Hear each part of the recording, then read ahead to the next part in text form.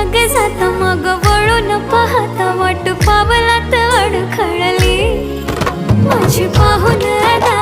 तू झाला या फिदा तुझी कविता ही थोडी चुकली